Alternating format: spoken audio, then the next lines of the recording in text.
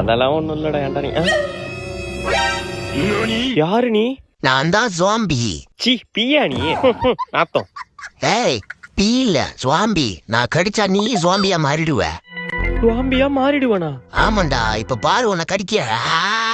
ஆபியம்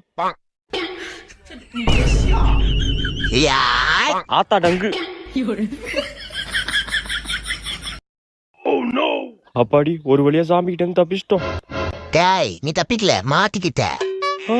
என்ன இங்க உட்காந்துருக்கு சாமி? தம்பி சத்த கடைக்கு போயிட்டு வாப்பா.